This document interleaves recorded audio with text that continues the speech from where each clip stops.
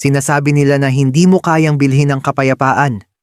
Pero paano kung ang kapayapaan ang magdadala sa iyo ng kayamanan? Sa tahimik na katahimikan ng madaling araw, inaabot mo ang iyong tasa. Isang simpleng kilos lang ito.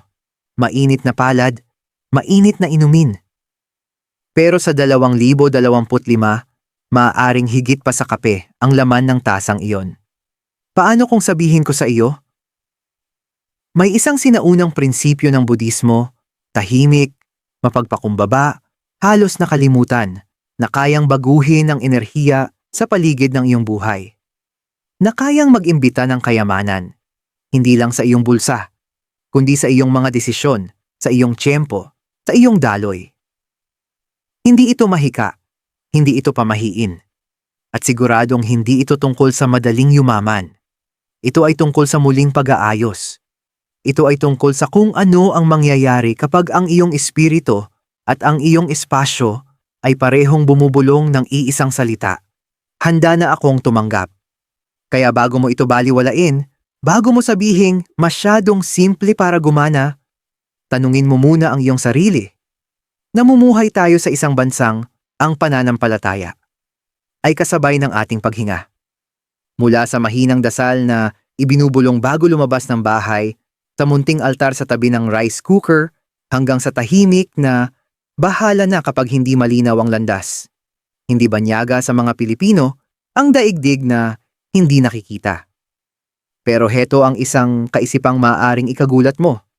Paano kung ang mga problema mo sa pera ay hindi talaga tungkol sa pera?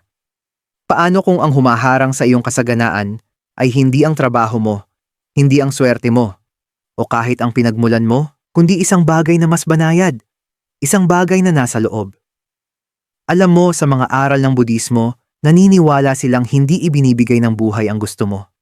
Ibinibigay nito kung ano ang kaya mong hawakan. Parang isang tasa. Kung puno ng pagdududa, takot, o guilt ang iyong panloob na tasa, wala nang espasyo para sa mga biyaya. Pero kapag nilinis mo ito, inayos mo ito, at naglagay ka ng isang sagradong bagay dito ng may layunin, may nagbabago, hindi sa labas mo, sa loob mo. Hindi ito tungkol sa ritual para lang masabing may ginawa. Hindi ito pamahiin o paghingi sa universo habang naghihintay lang. Ito ay tungkol sa paggising tuwing umaga at pagtuturo sa iyong kaluluwa kung paano tumanggap. Dahil kapag inihanda mo ang iyong espasyo, ang iyong enerhiya, ang iyong layunin, tumutugon ang mundo. Kaya sa video na ito, ipapakita ko sa iyo kung ano ang dapat ilagay sa iyong tasa. Hindi lang mga bagay, kundi mga kahulugan. Mga simbolong may dalang sinaunang karunungan at tahimik na kapangyarihan. Upang pagdating ng 2025, hindi mo na kailangang habulin ng pera. Ito na ang lalapit sa iyo. Ang kultural at espiritual na konteksto. Bakit mahalaga ang tasa? Magsimula tayo sa isang simpleng tanong. Bakit tasa? Bakit hindi pitaka, o bank account, o gintong bar na nakatago sa ilalim ng unan? Sapagkat sa pilosopiyang Budista, lalo na sa mga turo ng Zen, ang tasa ay hindi lamang kasangkapan. Isa itong metapora para sa kaluluwa. Hindi mo mapupuno ang tasang puno na. Zen na kawikaan. Madalas akala natin ay handa na tayo para sa yaman, sa pagbabago, sa kasaganaan.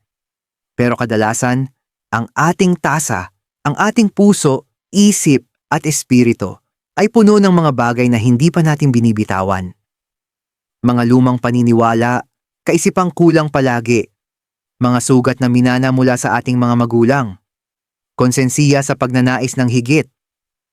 Hiya sa kakulangan, isipin mo ito. May isang monghe na tahimik na nakaupo. Nasa harap niya ang isang tasa. Dahan-dahan siyang nagbubuhos ng tsaa, patak-patak. At kapag puno na ang tasa, humihinto siya. Hindi niya ito pinapawalang saysay sa pagbubuhos ng sobra. Dahil ang karunungan ay nagtuturo sa atin na igalang ang sisidlan. At ikaw ang sisidlan ng karanasan ng iyong buhay. Sa kulturang Pilipino, may kahulugan din ang tasa. Kahit hindi natin ito laging tinatawag ng ganoon. Isipin mo ang mga umaga sa probinsya. Kapag si Lola ay nagtitimpla ng kapeng barako at may munting dasal bago uminom. Kapag si tatay ay umiinom ng tsaa bago pumasok sa bukid, hindi lang para magising, kundi para tumahimik at maghanda. Tayo ay isang lahi na laging naglalagay ng espiritual na diwa sa pang-araw-araw na bagay. Nag-aalay tayo ng bigas bago kumain. Nagsisindi tayo ng kandila para sa gabay. Nagsasagawa tayo ng krus gamit ang banal na tubig. At naniniwala tayong may bisa ito. Kaya paano kung tiningnan natin ang mapagkumbabang tasa? Hindi lang bilang sisidlan ng inumin, kundi sisidlan ng layunin at intensyon. Sa mga aral ng Budismo, ang tasa ay sinadyang walang laman. Hindi dahil ito'y kulang, kundi dahil ito'y handa. Ang kawalang laman na iyon ay hindi pag-iisa. Ito ay pagkabukas. Ito ay nagsasabing, hindi pa ako buo, pero handa akong tumanggap. Hindi ako humihiling, pero nakaayon ako. Hindi ako nangingibabaw, pero nakahanda ako. Ang ganitong uri ng kawalang laman ay kapangyarihan.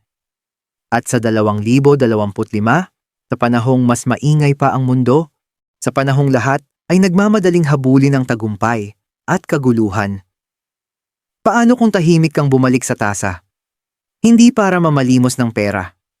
Hindi para umasa sa mahika, kundi para mahinahong ipaalala sa sarili. Ako'y bukas para sa kasaganaan. Ako'y isang puwang kung saan pwedeng lumapag ang mga biyaya. Ito ang dahilan kung bakit mahalaga ang tasa. Dahil hindi lang ito sisidlan ng likido, ito rin ang sumasalo sa iyong kahandaan. Ang nakatagong hadlang, bakit na itataboy natin ang kasaganaan ng hindi natin alam? Lahat tayo ay naghahangad ng kasaganaan. Lahat tayo ay gustong mamuhay ng maayos, matulungan ang pamilya, makapagbigay, at mabawasan ng stress. Pero ang pagnanais ay hindi laging sapat. Dahil minsan, tayo mismo ang humahadlang sa mga bagay na hinihingi natin. Hindi sa ating mga kamay, kundi sa ating puso. Maging tapat tayo. Ilang beses mo na bang nasabi sa sarili, hindi ako magaling sa pera? Siguro, nakatakda talaga akong maghirap. Ayos na ko sa sapat lang. Hindi ko kailangan ng sobra. Hindi ito mukhang pagtanggi. Mukha itong kababaang loob, pagiging kontento, kaligtasan. Pero sa likod ng mga salitang iyan ay isang tahimik na mensahe sa universo. Hindi pa ako handang tumanggap. Sa mga aral ng Budismo, pinapaalala sa atin na ang panlabas na mundo ay salamin ng ating panloob. Ano man ang nakikita mo sa labas ay refleksyon ng kung ano ang nasa loob mo. Kaya kung iniisip mong ang kayamanan ay pagiging makasarili, kung iniuugnay mo ang pera sa stress, kung pakiramdam mo'y hindi ka karapat-dapat sa higit pa sa simpleng pamumuhay. Kahit dumating ang oportunidad, kahit may lumapit na tamang tao, kahit bumukas ang mga pintuan, maaaring ikaw pa rin mismo ang lalayo, hindi sinasadya. Pero dahil ang iyong panloob na tasa ay puno na. Puno ng takot, konsensiya, hiya o katahimikan. Kilalanin natin ang ilang hadlang na hindi natin madalas pinapangalan. 1. Minanang kaisipang kakulangan, inherited scarcity. Marami sa atin ang lumaking paulit-ulit itong naririnig. Walang pera. Basta may makain. Huwag masyadong mangarap. Mahal natin ang ating mga nakatatanda. Ginawa nila ang kanilang makakaya. Pero ang paniniwalang nakatuon sa pagkaligtas lamang ay naipapasa na parang pamana. At kung hindi natin ito bibitawan, patuloy tayong mabubuhay sa survival mode kahit hindi na natin kailangang gawin ito. 2. Hindi namamalayang konsensiya, unconscious guilt. Minsan, nakakaramdam tayo ng guilt kahit sa pag-iisip lang ng gusto kong magkaroon ng higit pa. Dahil may ibang naghihirap, dahil ayaw nating magmukhang sakim. Pero narito ang katotohanan. Ang kasaganaan mo ay hindi umaagaw sa iba. Sa katunayan, kapag ikaw ay pinagpala, mas nagiging pagpapala ka sa iba. 3. Takot sa pagbabago. Fear of change. Mas maraming pera, mas maraming responsibilidad, mas maraming desisyon, mas maraming atensyon. At sa kaibuturan ng marami sa atin, May takot sa kung anong maaring mangyari pagkatapos ng tagumpay. Kaya mas pinipili natin ang pamilyar kahit hindi komportable. Pero narito ang magandang balita. Hindi mo kailangang labanan ang mga hadlang na ito. Kailangan mo lang kilalanin sila. Dahil ang kamalayan ang unang hakbang tungo sa kagalingan. At ang kagalingan ang lumilikha ng espasyo sa iyong tasa. Ito ang dahilan kung bakit epektibo ang ritual na ito. Dahil kapag naglagay ka ng isang bagay sa iyong tasa ng may layunin, hindi ka lang basta humihiling ng higit pa. Ipinapaabot mo sa iyong panloob na sarili. Ano ang ilalagay sa iyong tasa, mga aral at simbolismo. Ngayon na nalinis na natin ang tasa, ngayon na may puwang na sa loob nito. Panahon ng itanong, ano ang dapat nating ilagay? Hindi lang sa pisikal na anyo, kundi sa enerhiya rin. Ano ang iniaalay natin sa tasa upang iparating sa universo? Handa na ang sisidlan. Nakaayon na ang kaluluwa. Bukas na ang buhay na ito. Sa mga tradisyong Budista at silanganin, ang mga bagay ay may taglay na simbolikong panginginig ng enerhiya. Hindi ito tungkol sa pagsamba sa bagay, kundi ang pag-aangkop ng enerhiya sa kahulugan nito. Narito ang 4 na sagradong bagay na maaari mong ilagay sa iyong tasasa. Bawat isa ay pinili para sa kakayahang humikayat, maglinis, magsentro, at dumaloy. Hindi lang kayamanan sa anyo ng pera, kundi kayamanan sa karanasan. Unang butil ng bigas o barya, simbolo ng pang-araw-araw na kasaganaan. Sa mga tahanang Budista at Pilipino, ang bigas ay itinuturing na sagrado. Ito ay nagbibigay buhay, nagbibigay sigla, at sumasagisag sa kasabihang may laman ang palad. Ang paglalagay ng isang butil ng bigas sa tasa ay nagsasabi, pinapahalagahan ko ang simpleng kasaganaan sa buhay. Kahit ang pinakamaliit na biyaya ay biyaya pa rin. Bilang alternatibo, maaari kang maglagay ng barya, lalo na kung ito'y nakita mo ng hindi inaasahan, hindi galing sa bulsa. Ito ay sumasagisag sa surprise income, bagong oportunidad, at pang-araw-araw na pagtustos. Paano gamitin? Ilagay ito ng may paggalang. Sabihin o sa isipan, ngayong araw tumatanggap ako ng sapat. Ngayong araw kinikilala ko ang higit pa sa sapat. 2 dahon ng laurel o stick ng kanela, simbolo ng daloy at suwerte. Ang dahon ng laurel, bay leaf, ay matagal nang ginagamit sa sinaunang mga ritual. Sa Asia, India, at maging sa mga halamang gamot ng mga Pilipino. Paniniwalaang ito'y nag-aalis ng negatibong enerhiya, bumubura ng bara, at tumatawag ng kasaganaan. Ang kanela, cinnamon naman, ay sumisimbolo sa elementong apoy, enerhiya, tapang, at mabilis na pagkilos tungo sa layunin. Ang paglalagay ng alinman sa tasa ay nagsasabi, hayaan ang yaman na lumapit sa akin. Hayaan ang pagbabara na lumayo. Paano gamitin? Isulat ang isang salita sa dahon ng laurel, gaya ng daloy, kasaganaan, linaw. Pagkatapos ay ilagay sa tasa. O kaya dahan-dahang haluin ang stick ng kanila sa tubig bago ilagay sa tasa. 3 tubig na may asin o lemon, simbolo ng paglilinis at paghahanda. Ang tubig ay sumasagisag sa linaw, kapayapaan, at emosyonal na kagalingan. Ang asin ay nagpapahiwatig ng paglilinis. Ang lemon ay pagbitaw. Pinagsama, nililinis nito ang mga natitirang sagabal, lumang kaisipan, damdaming hindi mailabas, at mga harang na di nakikita. Hindi ito tungkol sa banal na tubig.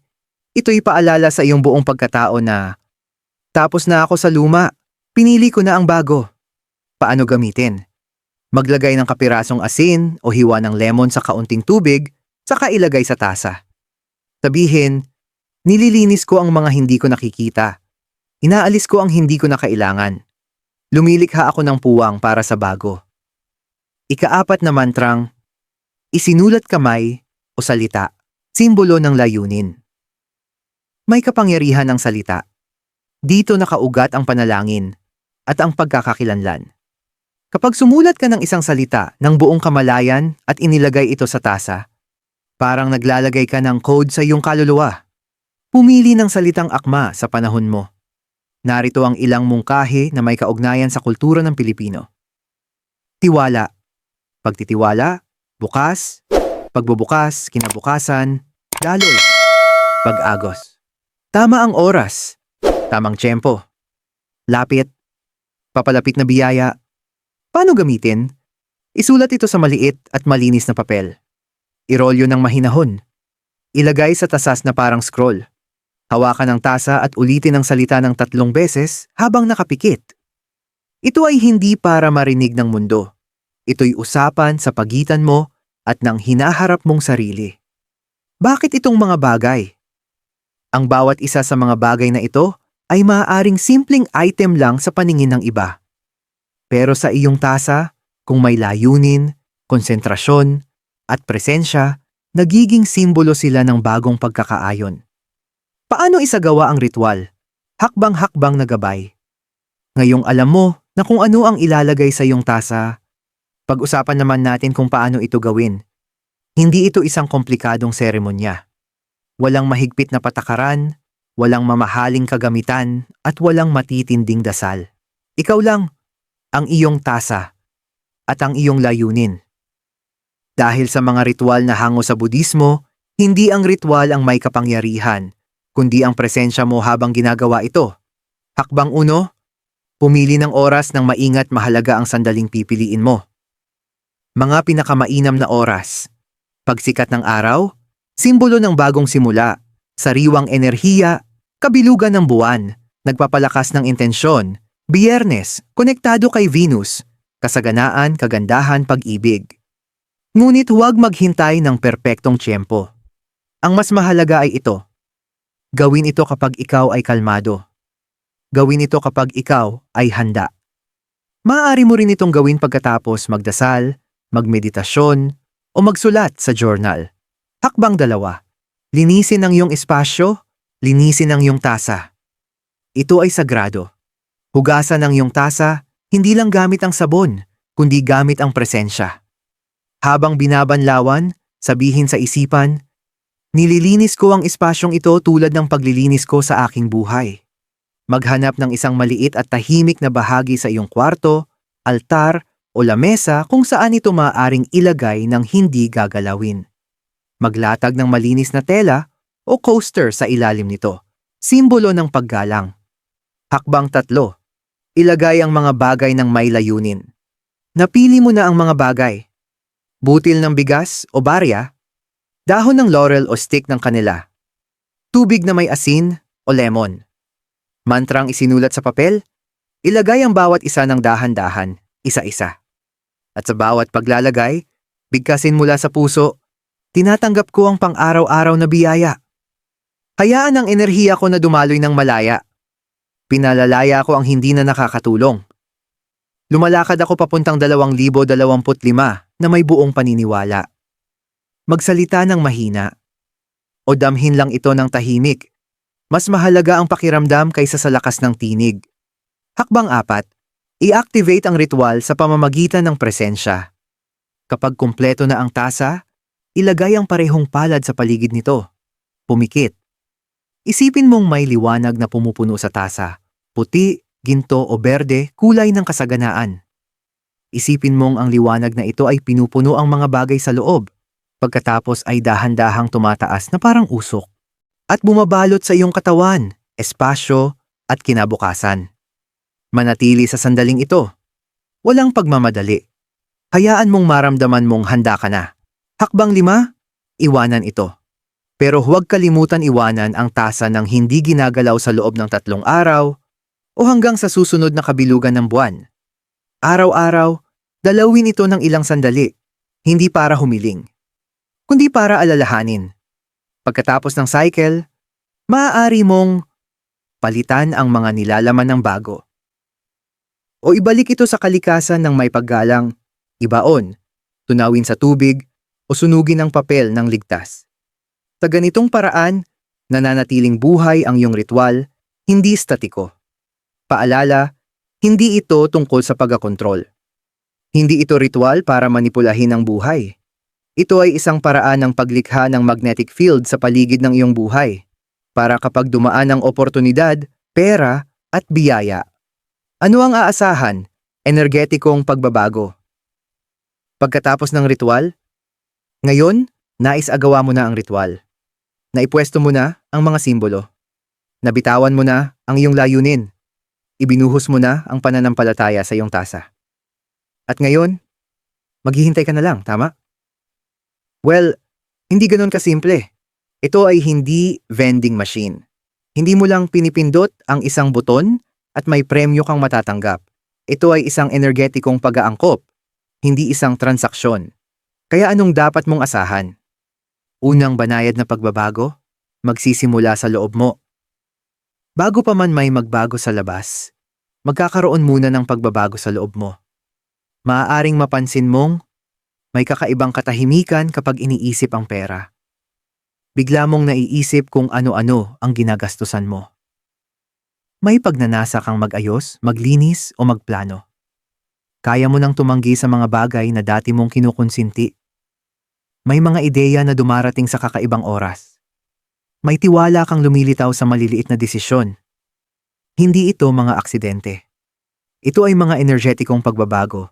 Ang iyong espiritu ay nagre-reset sa bagong panginginig. Sa pananaw Budista, ang mga panlabas na resulta ay nakadelay na refleksyon ng panloob na kahandaan. Dalawang, hindi inaasahang pagbubukas pagkatapos ng mga panloob na pagbabago, dahan-dahang lalabas ang panlabas na mga senyales. Karaniwan itong tahimik, halos hindi mo mapansin. Isang oportunidad na dati mong binaliwala, biglang mukhang tama. Isang tao na matagal mo nang hindi nakausap, biglang nagpadala ng mensahe. Isang bayad na matagal nang naantala, biglang dumarating. Isang sale, regalo, o swerte na parang wala lang pero tamang-tama. Ito ay mga kislap ng universo. Hindi ito mahika, ito ay refleksyon ng iyong pagkakaayon. Ang tasa na inihanda mo ay hindi lamang sisidlan ng simbolo, ito ay nagpadala ng signal at tumutugon ng buhay. 3. Ano ang hindi mo dapat asahan, linawin natin? Hindi ito instant cash. Hindi ito wish, wait, and win. Hindi ito tungkol sa walang ginagawa.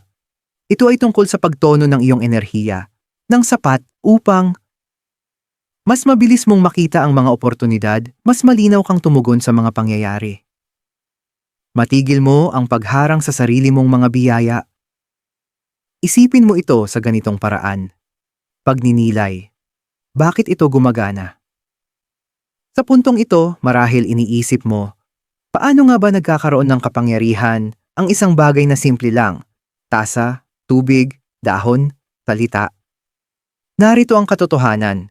Hindi ang bagay ang may mahika. Ito ay ang kahulugang inilalagak mo sa loob nito. Sa mga aral ng Budismo, ang lahat ng panlabas ay itinuturing na pagpapalawak ng panloob na mundo. Ang tasa ng tsaa ay hindi lang para sa inumin.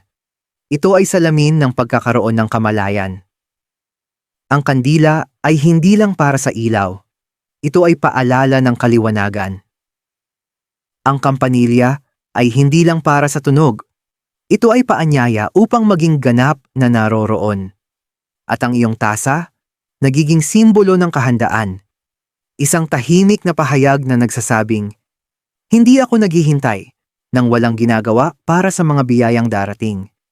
Inihahanda ko na ang aking espasyo na para bang nagsimula na silang dumating. Ang tunay na kapangyarihan nasa loob.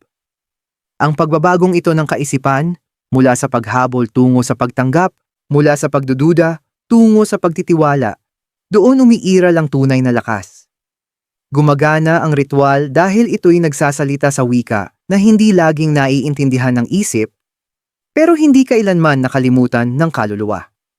Ito'y muling paggising sa iyong kakayahang magtakda ng layunin, magpraktis ng pananampalataya, tumanggap ng may kapayapaan, bumitaw sa mga hindi na angkop, iugat ang iyong halaga sa presensya, hindi sa presyur. At sa isang mundong laging nagmamadali, laging nagtutulakan, at laging sinusukat ang halaga batay sa bilis at ingay, ibinibigay sa iyo ng ritual na ito ang pahintulot upang tumahimik, upang umaayon, upang bumulong sa universo nang hindi kailangang sumigaw, handa na ako ngayon. Bukas na ako ngayon. Hayaan ang kasaganaan na matagpuan ako, hindi sa takot, kundi sa tiwala. Banayad na paanyaya, isang tahimik na imbitasyon upang subukan. Kung may bahagi ng mensaheng ito na tila bumulong sa puso mo, huwag mo itong baliwalain. Hindi mo kailangan ng kandila o insenso. Hindi mo kailangan ng perpektong setup. Kailangan mo lang ng isang tasa, kaunting layunin, at ang kahandaang maniwala sa isang bagay na lampas sa karaniwan. Kaya, subukan mo. Kahit isang beses lang. Ihanda ang iyong tasa. Ilagay ang iyong alay. At umupo kasama ang iyong sarili. Hindi dahil sa pangangailangan, kundi dahil sa pagtitiwala. Hayaan mong ito ang maging tahimik mong pahayag para sa 2025. Hindi ko na kailangang lumiit para lang mabuhay. Ako ngayon ay bumubukas para sa kasaganaan. At kung may kilala kang ang tasa ay tila matagal nang walang laman, ibahagi mo ito sa kanila. Dahil minsan, isang simpleng ritual lang ay hindi lamang isang kilos. Ito ang simula ng pag-alala kung sino ka talaga.